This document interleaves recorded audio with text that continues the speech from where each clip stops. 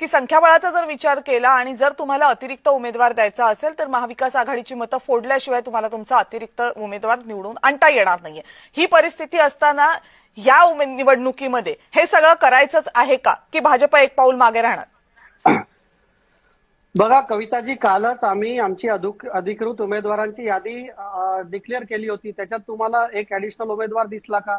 आता ही जी परिस्थिती येते आहे त्याच्यावर आमचे पक्षश्रेष्ठी निर्णय घेतील।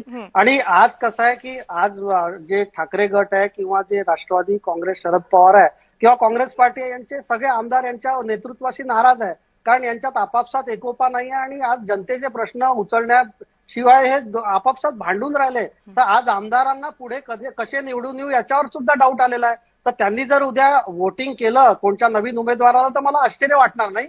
आणि हे आपली महाविकास आघाडी किंवा महाविनोदी आघाडी एकत्र ठेवू शकत नाही, आपापले पार्टीचे जे म्हणजे यांचे आमदार आहेत त्यांना एकत्र ठेवू शकत नाही, कारण यांच्या नेतृत्वात लोकांना विश्वास राहिलेला नाहीये आणि आमदारांना पण विश्वास नाही राहिला। उद्धव ठाकरेंचे भरपूर आमदार शिंदे साहेबांच्या टचमध्ये आहेत, काँग्रेस पार्टीचे बरेचसे आमदार म्हणजे आमच्या टचमध्ये आहेत। तर असे नाराज आमदार त्यांच्या पक्षात आहे, कारण काही दिशा नाही आहे, काही राजकारणाची दिशा त्यांना समजत नाही, यांची लिडरशिप कन्फ्युज आहे।